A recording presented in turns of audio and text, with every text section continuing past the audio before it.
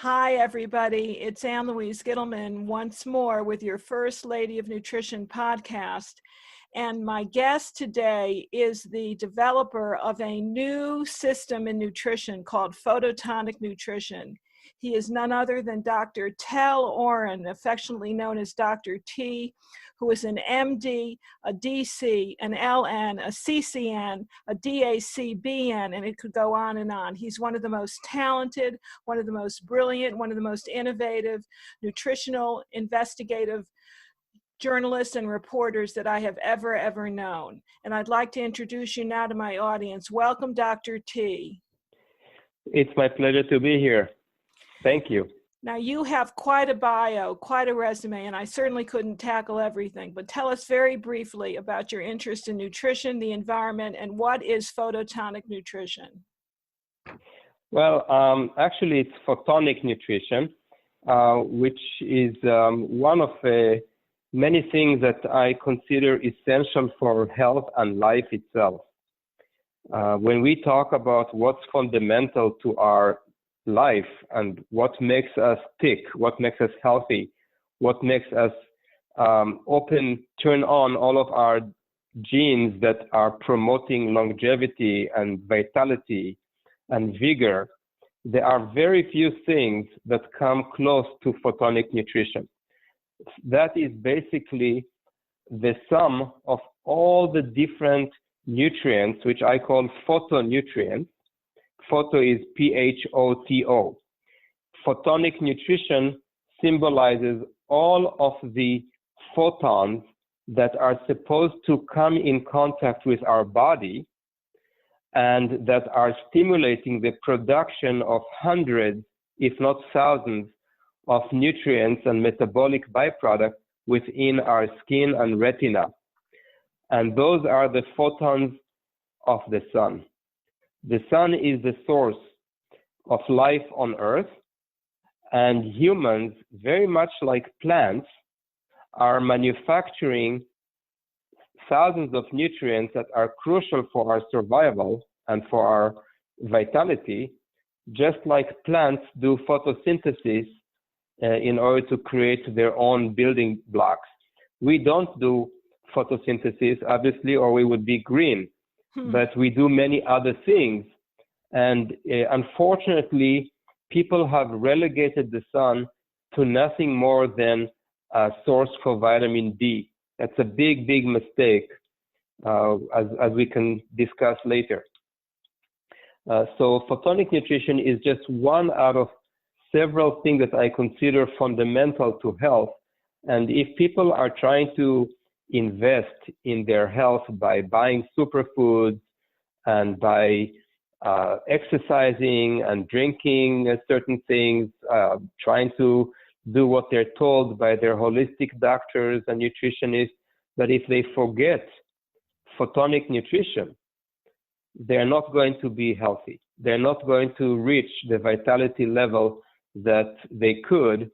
And a very simple example, so that we understand the analogy, is look at elephants in the wild and compare them with captive elephants. This is close to my heart because I used to own an elephant in Nepal. Oh my gosh. And actually I still own her, but I don't like to say that I own her because, you know, she's such a magnificent creature. But she is domesticated and she just gave birth to a child, to a baby elephant. And she has to be protected from wild elephants because when the wild elephants come from the jungle, they can instantly, within 2 minutes, kill a huge domesticated elephant that to us seems insurmountable, with so much strength that they can easily pop a huge coconut without even feeling stress with their teeth, with their mouth. And so they are so powerful. But when they confront wild elephants, they have no chance. They will die instantly. And that's the difference between animals in their wild state versus animals in captivity. Humans are in captivity. Even though we don't like to admit that, we are in our own imprisonment. with our own structures, our own buildings, our own schools and offices. We are continuously living a life that is far away from what nature would have required of us on a daily basis. And nature does many things that we are not always aware of. One of them is continuous, daily, regular sun exposure to the vast majority of our skin. Remember, we didn't always have fig leaves covering our crotches. We used to be pretty naked until Adam and Eve decided that they should hide one little part, but they still had most of their skin illuminated by the sun throughout the day. And humans have their ancestry in the tropics.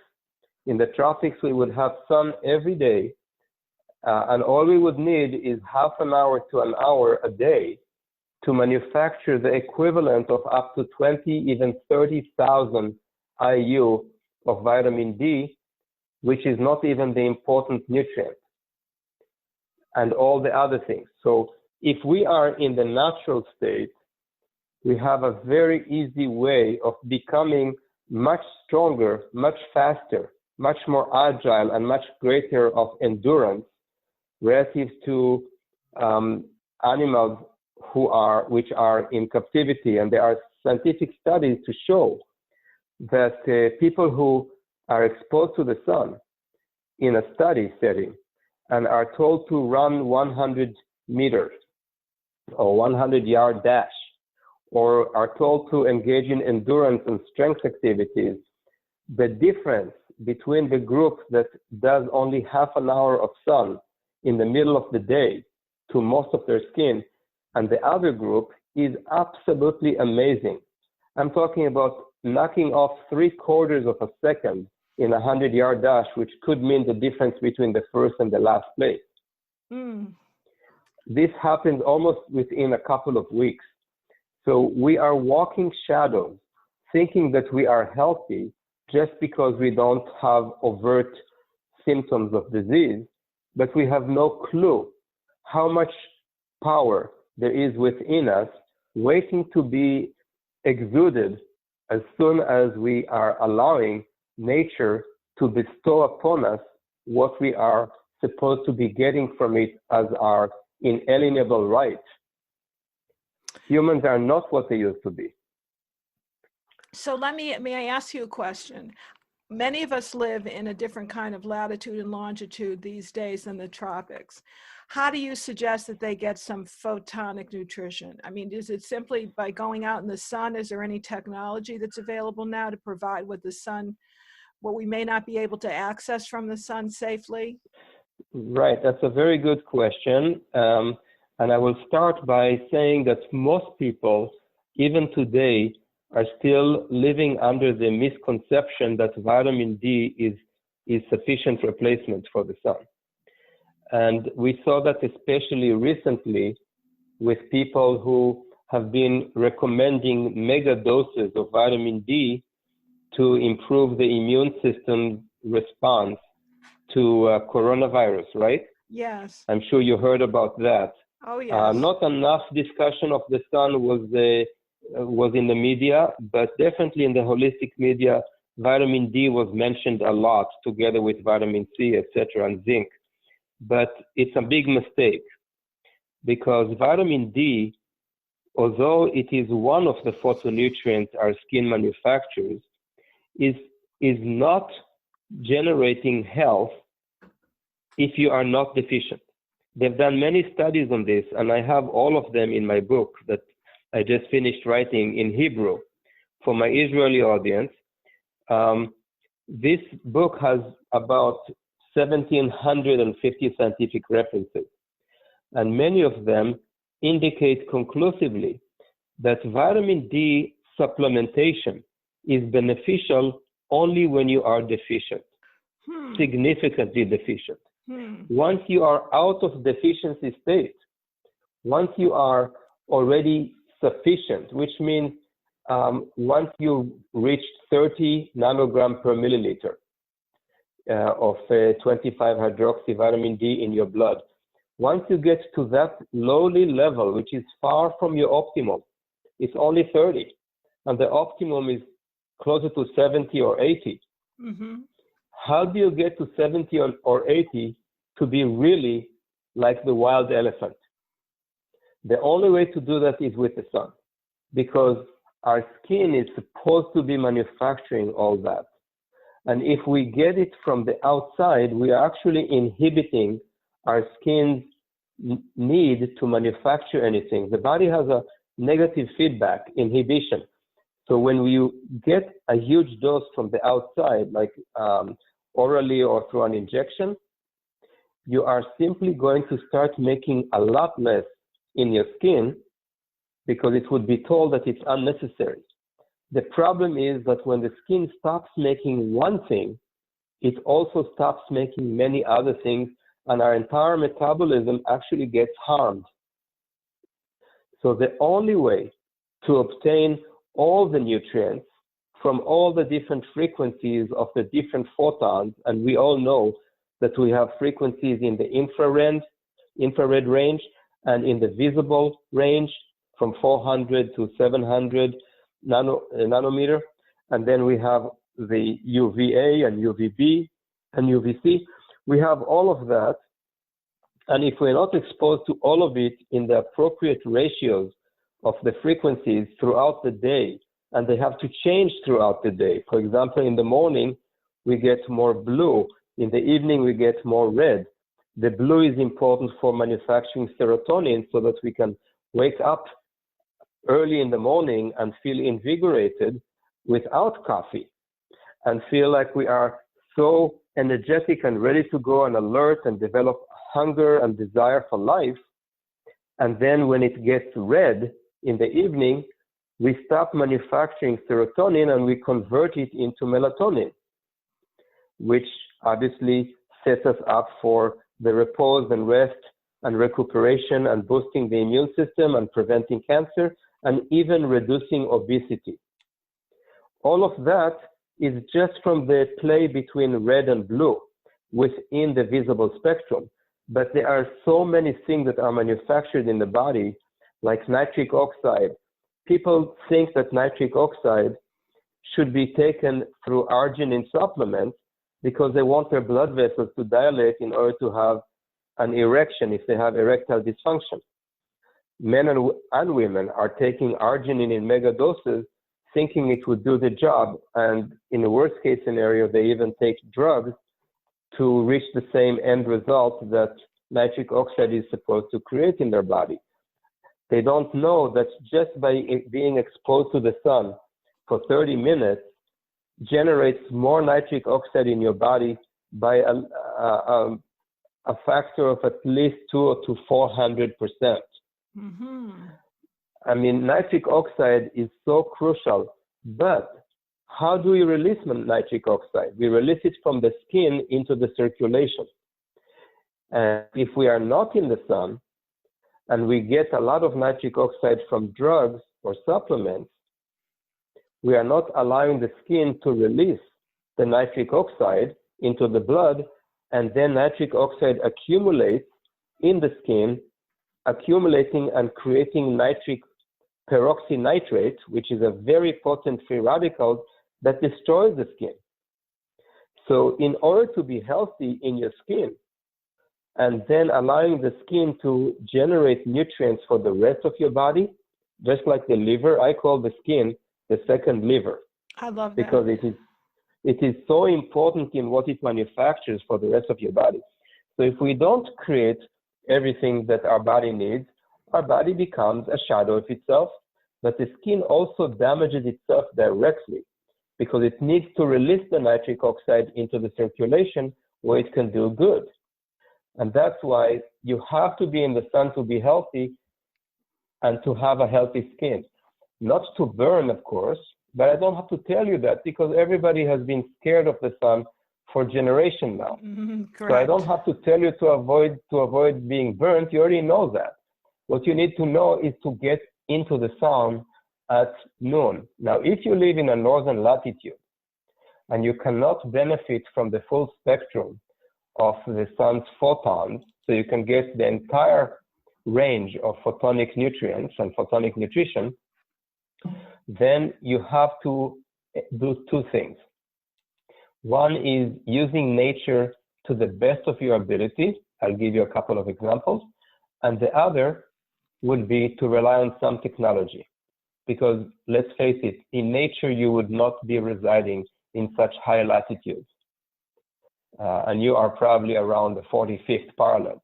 I think so. So, yeah. So basically, anybody who resides north of Atlanta, Los Angeles, and Phoenix, Arizona, even if you're in Los Angeles, if you're in the northern portion, north of LAX, you already are going through at least a couple or 3 months of the year where you're not going to get sufficient sun exposure even during high noon, during the high winter.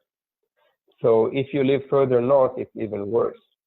So the first thing is we have to understand that there are components of the solar spectrum that will reach us and give us benefits. For example, UVA does cross glass. UVB does not. So you cannot manufacture different phytonutrients, including vitamin D, behind glass. But you can manufacture nitric oxide, which responds to UVA. There are quite a few other things that respond to UVA. And even in the winter, when you sit in front of the window and it's closed and the sun is coming right at you, giving you a nice, warm, fuzzy feeling, that's a great opportunity to absorb the goodness, and you will still make some beneficial phytonutrients like nitric oxide and some immune factors and other things. So I would recommend to definitely soak up any sun that you can, even if you're at the 45th parallel, and especially in the early morning, wake up before the sunrise.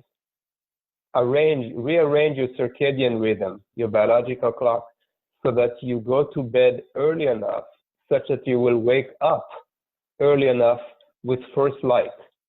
And just before sunrise, go out for a walk.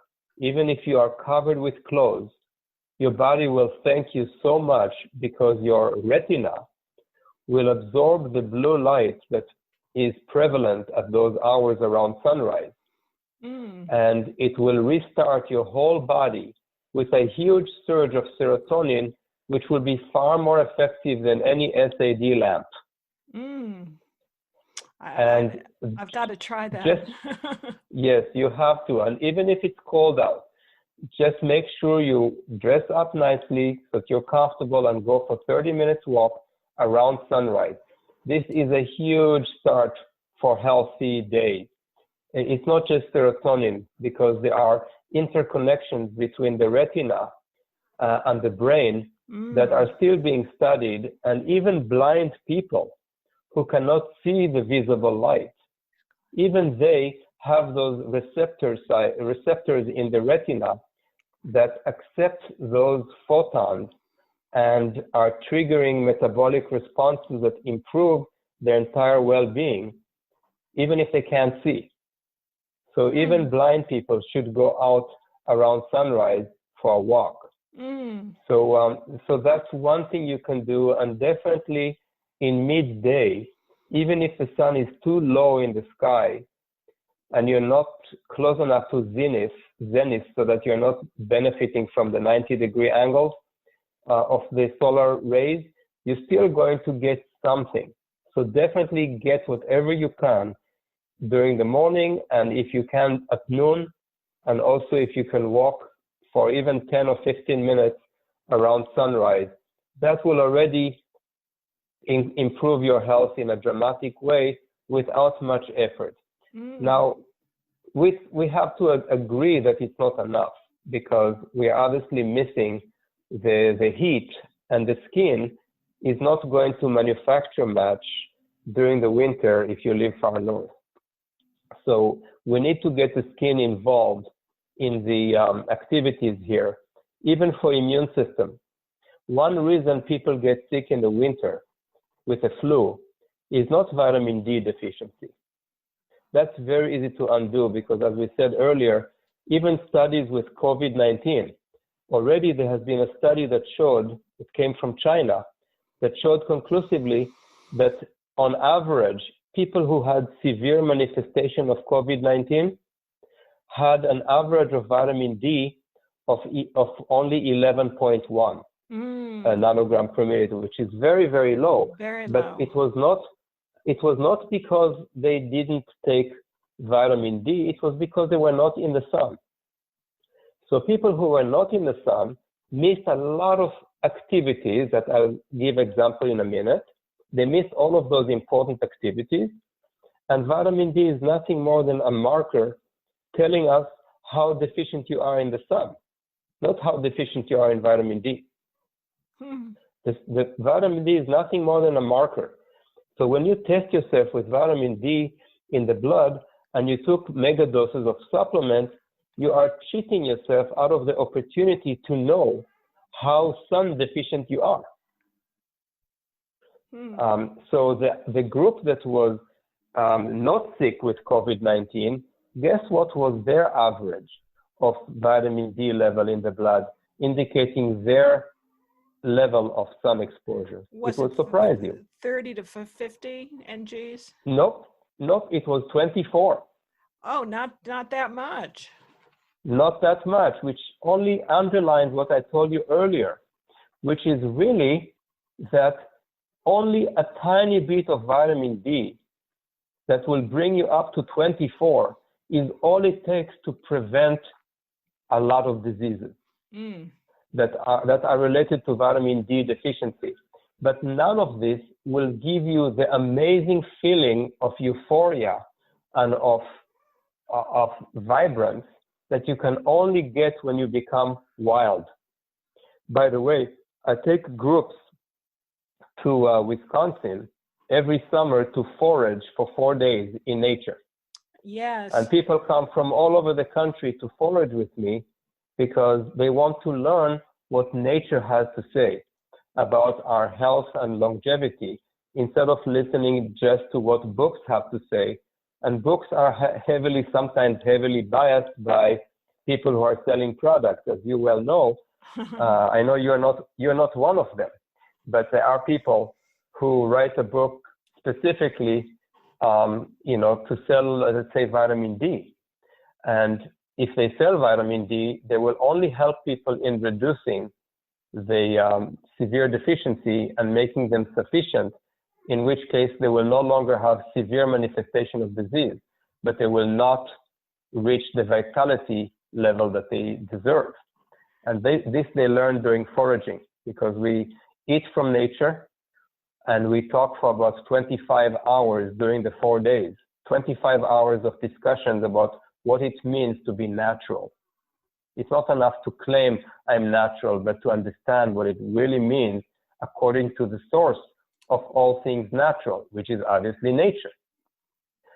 So because nature is not always available to us, and you mentioned the high latitude very astutely as an issue. So that's where, if you insist on living so far north, we need to find a technological solution to this problem and bring nature into your own home. Yes. So when I wrote the book, I realized how big of a problem this is, because people are being told to go out to the sun and they see 15 or 1600 scientific research papers that say that to them. And then they get frustrated. What am I to do during my 6 months of winter? Yes. So I decided to tackle this topic and created something called sun replacement therapy, SRT. Similar to HRT. I just thought for of hormones. that. Yes, sun replacement therapy.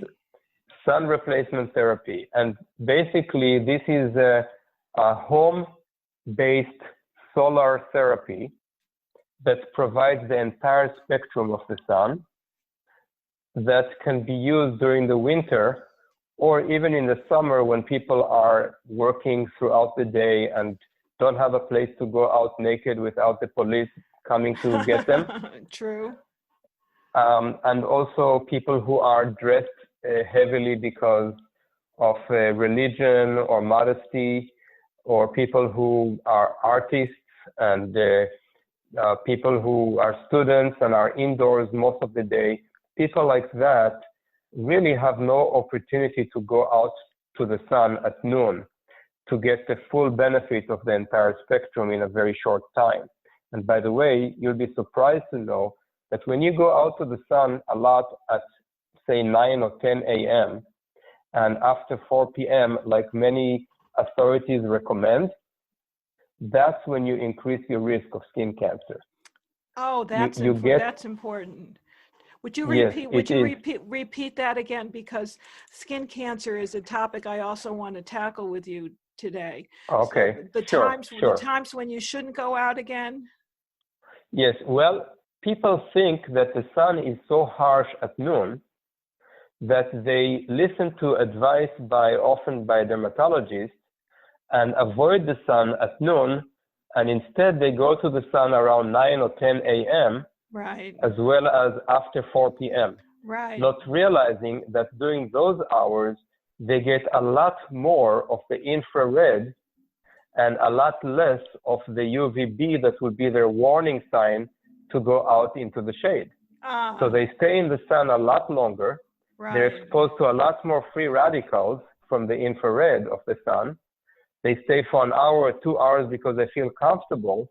They're not making all of the protective phytonutrients and vitamin D that would actually regenerate the DNA of the skin. They don't do any of the good stuff for the skin. They only get a long period of time of the bad stuff.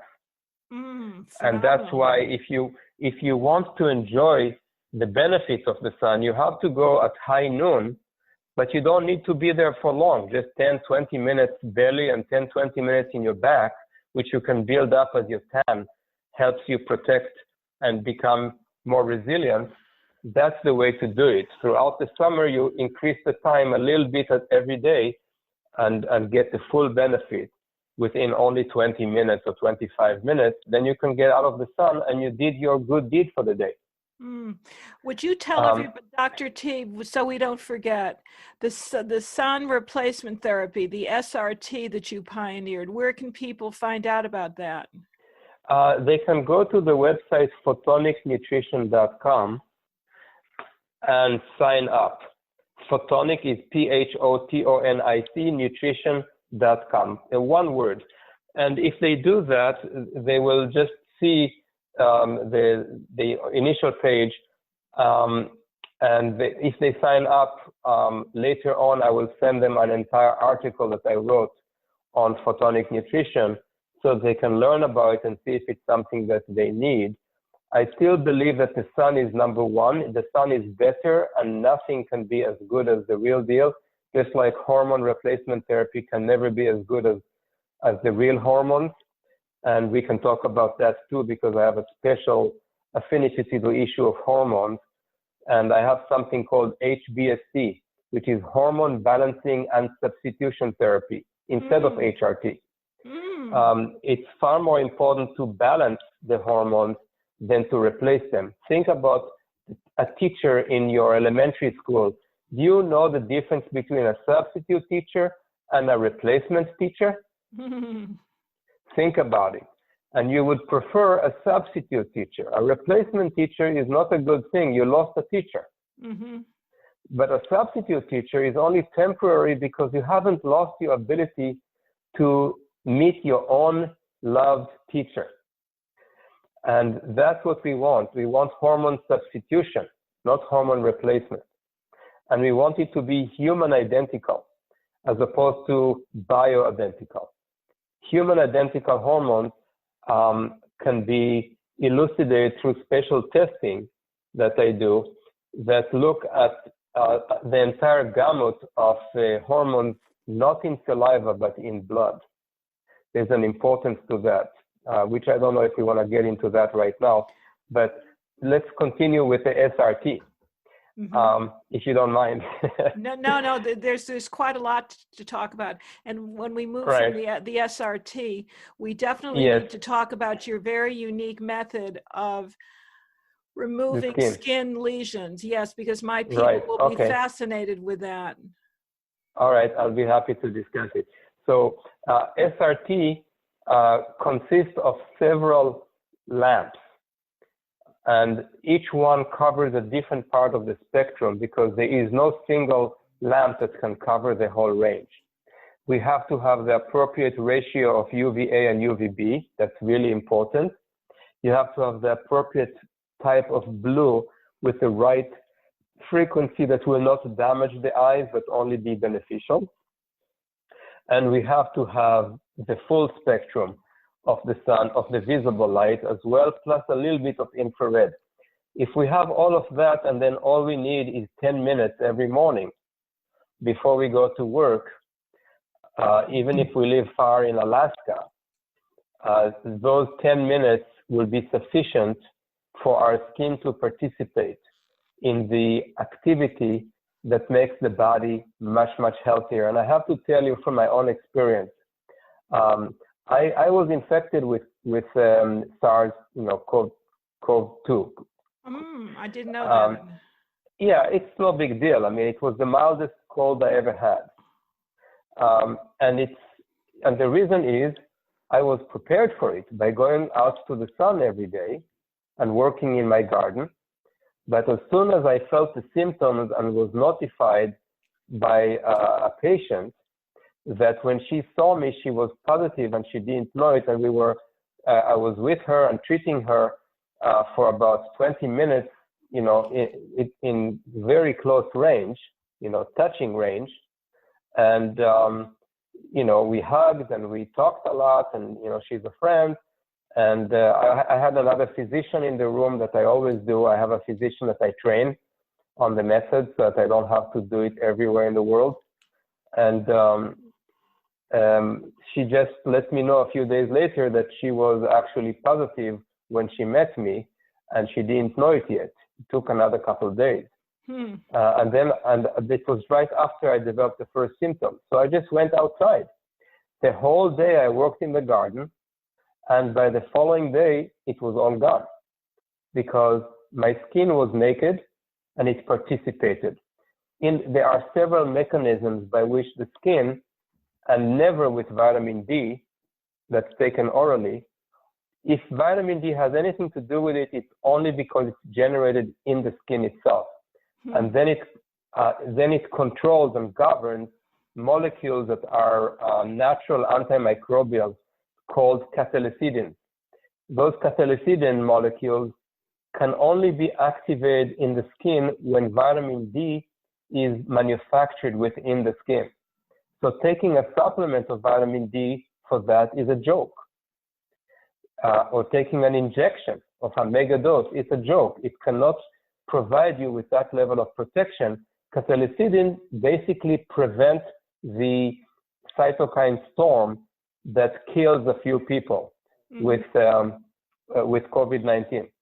So it's very easy to avoid the cytokine storm by simply going out to the sun, not by being cooped up inside the house because of a curfew or a quarantine. And that's only one out of several mechanisms. Another one is when the skin gets hit by photons, they trigger the release from special immune cells within the skin called dendritic cells that reach all the way to the skin surface and tell the immune system of the rest of the body when some microbe or infectious agents or pollutants or toxins are trying to enter the body through the skin. And then the whole body learns to mount an immune response based on the message that comes from the skin. So when that message comes from those dendritic cells, which are also known as antigen-presenting cells, when they present the antigens to the T lymphocytes and B lymphocytes that are in the lymph nodes right under the skin, they immediately inhibit and regulate the activity of other lymphocytes that are causing the cytokine storm. So that's a second mechanism that's been proven already that allows your skin, when it is exposed to the sun or to SRT, to actually prevent you from having a cytokine storm. So even if you are very fragile and taking drugs for hypertension and for cardiovascular disease and diabetes, you would never have a cytokine storm. You would still be okay, and you will just weather it like you would any cold or any flu. So this is so important to realize, instead of just taking vitamin D supplements, because those supplements would only help to some extent by bringing you up from severe deficiency to a mild deficiency. And that's enough to avoid all type of severe conditions, but it's not enough to bring all of your resources that make you feel like you are 16 when you're 60. Which is what we all want. Now, I want us to move into another area. Tell me very briefly what you feel about sunscreens, as if we didn't know. We'll talk about sunscreens, and then we need to move into your unique methodology of removing skin lesions. All right, so let me ask you, what is your opinion on using condoms when you want to conceive a child? We don't use them for that purpose. But that's what you're doing with sunscreen. Interesting metaphor. Yes, and that's because when you are in the sun, you want to absorb all those photons, because once they absorb into your skin, their energy, which comes in specific wavelengths and frequencies, are then triggering all those metabolic pathways in the skin that are crucial for your entire body's health. And if you cover up with sunscreen, you're not getting the photons to get in and do their job. So basically, you become photonically depleted, and you become sun deficient, and your photonic nutrition becomes abysmal. My experience is that people who use SPF products are as sickly as people who are never in the sun. It's very simple to see why. You know? So I personally never used sunscreen in my life, and my skin is not giving me any trouble. On the contrary, since I allowed myself to enjoy the sun on a daily basis here in Florida, my skin has never been healthier, because it developed a healthy protective tan, and I never burn anymore. And it's actually giving me so much vitality that I can truly function like a 16-year-old in every way you can imagine. So it's really important not to block things. Plus, I have a whole article that I've written a long time ago about all the toxic elements within SPF products that you simply don't want to put into your body. Right. Those are also highly detrimental to the environment and the ecology. And I see things as one picture. You cannot keep your body healthy while destroying the ecosystem around you, because we are being fed information from that ecosystem. That information comes in different molecules that we smell, that we inhale, that we see, that we breathe, you know, like the bioactive plant fraction molecules, which can kill any virus in your airways as soon as it's trying to incubate, because in nature you would inhale them every second of your life. So these are things that we can talk about some other time. I can dedicate about 2 hours just to the bioactive plant fraction molecules, which everybody should inhale to be healthy. And I do that too. And I did that night. And like I said, the next morning, I was perfectly healthy again. Yes, and I use those at night. And so Yes. my question to you is a couple of things so that we don't forget. You mentioned that you go foraging, and how would people get in touch with you to forage in Wisconsin? they should just email my clinical assistant, clinic@ecopolitan.com, to register for the foraging in early August in Wisconsin. People fly into Minneapolis, and normally we have up to 20 people. I keep it small, and we spend 4 days together learning about nature, but we cheat also. People who are not accustomed to foraging, I'm not going to traumatize them emotionally. So they come Like and me. after a day, so yes, well, but I prepare something for everyone. So after a day and a half, I have a bakery that I built there in Wisconsin. It's called the Green Bakery. Yes, we order bread from your Green Bakery all the time. Oh, great. I hope you like the pancakes and the pizza crust. Love it. So the it's best. all organic. It's all delicious. organic, and it's all gluten-free, soy-free, corn-free, nut-free. It's the world's first hypoallergenic bread, and it's all olive oil, organic. Everything is high quality. And so we cheat after a day and a half of foraging by going into the bakery and get introduced to its product and have a taste of everything. And I tell you, people just devour that stuff after a day and a half of foraging. I bet. But so, I also cheat with other things, you know. So the important thing is not to put people into discipline and, you know, into suffering, but to give them a taste of nature and to teach them about nature so that they would respect it and not think that just because they enter a store that says natural food, that they are actually natural. They need to know that there's a huge difference. I mean, so huge, no words will describe it until you hear all 20 hours. No, I can understand that just hearing you now once again. So the SRT is, you have those different lamps, that different technology is currently available?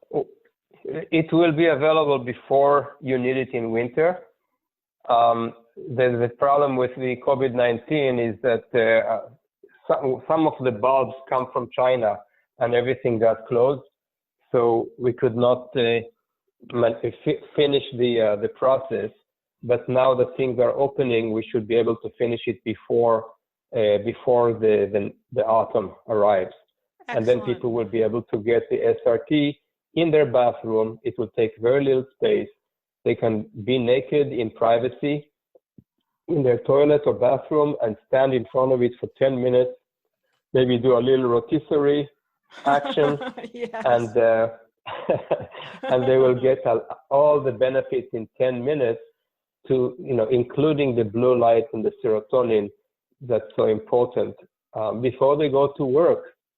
But I still prefer that they go in addition to the sun whenever they can, like I said before. Yes. You know, the technology is just because there's nothing else out there to help people get the benefits of the full spectrum of photons. Very, very true. So that's the only way to get photonic nutrition, even in the absence of sun. So, but the sun is the best thing. The sun is number one. Okay. So you and I met you about 3 or 4 years ago when you were one of the speakers, along with myself, for the Cancer Control Society. And of all the speakers, your presentation captivated me the most because you talked about non-toxic ways of removing skin lesions and skin, dare we say the C word, We don't need to. But I think people understand. I think people understand. Can you explain a little bit about that process in our remaining 10 minutes? The process is easy. You know, I like people to understand the ideas and to think and to learn to appreciate concepts, because the procedure is so simple that it's almost non-exciting. It actually follows the principle that comes from the anatomy of the skin. If you understand the skin, you know what is not necessary. And I can tell you what's not necessary is to operate and to cut very deep. It depends on what type of skin lesion we're talking about. Therefore, it's not one size fits all. But if you have, for example, a skin lesion that can become a carcinoma one day, all right, for our discussion. It can become a squamous or a basal cell carcinoma one day, okay? We don't know if it's there yet. Obviously, it comes from a layer of the skin that is very, very superficial. The squamous cells of the skin are right next to the surface, and it's microscopic distance. And even basal cells, which are a little deeper, are still microscopically distant from the surface of the skin. So it's not necessary to cut. Every time you cut, you go way, way too deep, because you cannot control the depth of the knife. And therefore, you go deep and you take a whole chunk of the entire epidermis and the entire dermis underneath it, the entire subcutaneous tissue, leaving a crater. And the problem with that is that you create a significant inflammatory response, significant scarring, and interruption of the circulation and the lymphatics that supply the skin and protect it from cancer. So you actually increase the risk. Even if there was no cancer there to begin with, there's a much higher likelihood of it developing in it later. And if there was cancer and you happen to biopsy it or cut into it, you are risking a spread of the cancer into other tissues. And from my experience, the only people I have seen die from squamous cell carcinoma are those who have done a biopsy for it to diagnose it before they decide to have a treatment. Yes. So the treatment worked, but the patient died 3 years later from metastasis that occurred as a result of the biopsy. Now, if there are dermatologists in the audience, they're going to hate me for saying that, because they are good people who believe they're doing the right thing.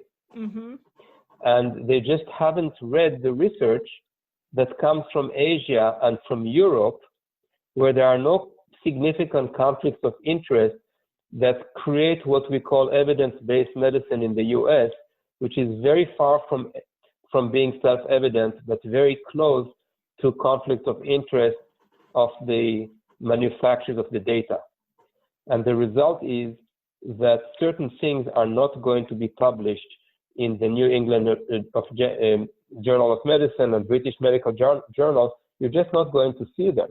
But I have at least 50 scientific research papers specifically describing the process by which a biopsy leads to metastasis through the spreading of tumorous cells into the circulation. And one aspect of it, which you can all search for, so you don't take my word for it, because I believe in reading and learning from the science and not closing our mind just because it's convenient. Yes. So if we open our mind and we are willing to look, suddenly a whole world opens of knowledge that can be shocking at first, but we have to weather it if we are truth seekers. We have no choice.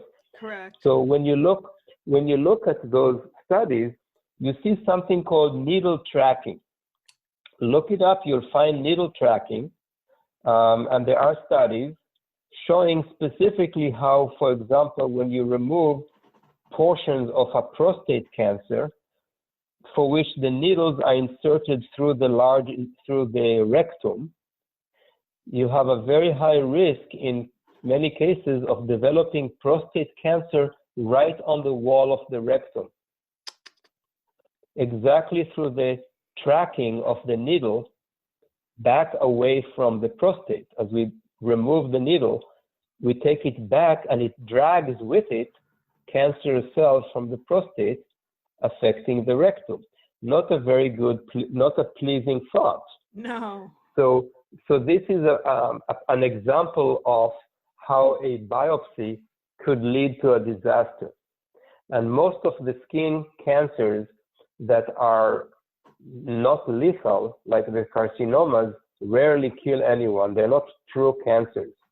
Even the dermatology professors are telling their colleagues to stop calling those cancers to avoid scaring people and to just call it a carcinoma in situ or localized carcinoma, which would never kill anyone, but only disfigure a little bit. And for that, they often do surgeries that are far more disfiguring than their lesion was. So instead of doing that, all you need to do is go superficially without cutting, without invading, without causing any blood to come out and to be introduced some potentially malignant cells into it.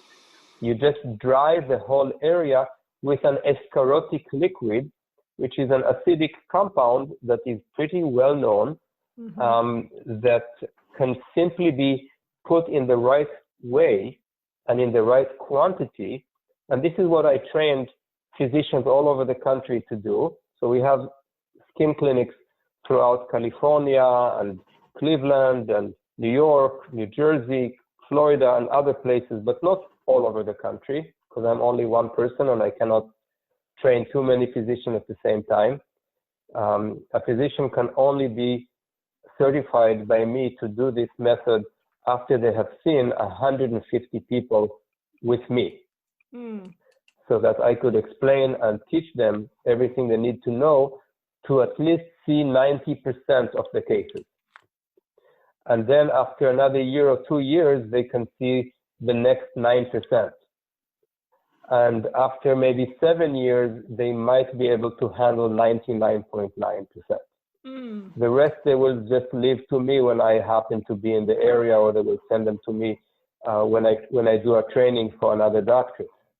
But most of these lesions that could become one day a carcinoma are so simple to dry out. It's like a cosmetic procedure. You just apply the liquid from the outside with a toothpick, and you don't invade. So it's an alternative procedure. It's not a medical procedure. It's totally alternative. It just dries the lesion predictably, and it simply becomes a scab and falls off. But more important is melanoma. Because melanoma is really a cancer. It's a real metastatic lethal cancer that people should be aware of. And I have about 100 studies showing that melanoma risk diminishes dramatically with sun exposure. The more sun you have, the less melanoma you'll have. It is so obvious to the scientists that even back 60, 70 years ago, some doctors thought that in order to eliminate the risk of melanoma, they have to induce a carcinoma, because they found that people who are in the sun a lot and develop carcinoma as a result of the sun's contribution to the carcinoma, they never had a melanoma. And until today, in all the studies of farmers and people who are outdoors all day long, and people who used to be burnt in their childhood, these people never get melanoma. They only get carcinoma. And that's why melanoma is extremely rare on the face, because the face is in the sun all the time. And that's why 50% of melanomas in women are on the thighs, the upper thighs, which are not in the sun. So it makes no sense. It's counterintuitive to say otherwise, but people have been brainwashed by the sun protection industry and the dermatologists who tell them that the sun is so evil under all circumstances, and by doing that, they just turn everybody into sickly people. Yes. And then there's a lot of work for all the cardiologists and oncologists, and 20 types of cancer are dramatically, at least twice as much risk from insufficient sun exposure. And for every person in the US that presumably dies as a result of excessive sun exposure, guess how many die from insufficient sun exposure? An enormous amount. 328. Oh my goodness. It's been studied. Oh my so gosh. People are so afraid of the sun for a risk of 328 times greater of death, when the only death from the sun is metastasized squamous cell carcinoma, which is very rare, but only occurs when you do a biopsy or when you take a immune suppressing drug after organ transplant. These are the only cases that could develop metastases from a squamous cell carcinoma. So it's so rare and it's so easy to eliminate at any phase, but melanoma is a different story. And melanoma is growing in popularity, meaning in rate, in extent in our population. And this is so easy to eliminate as a risk. So easy as it is to eliminate the risk of colorectal cancer. Which is another topic we're going to have to save for another podcast, because you have you've got a special test, but it deserves an entire podcast. I'm going to stop you. I'm going to stop you here and have our people come back for more, perhaps in a couple of weeks. And I want to thank you so much for enlightening everybody, literally and figuratively. I'm not enlightening. The sun is enlightening. The sun. Well, you're the vehicle. You're the vehicle. Yeah, I'm an old vehicle. Let me just say before we go, I want people to know that I have a new German test for COVID-19. It's an antibody test that's very cheap and the most accurate from Roche company from Switzerland. It's the most accurate test in the world, and it will tell you if you've been exposed and if you are immune. So that if somebody in the future tells you that you have to get a vaccine, you will be able to say, look, I have elevated antibodies, which means I've been exposed and I have acquired immunity, and therefore I don't need the vaccine. So how do people get a hold of that, Dr. T?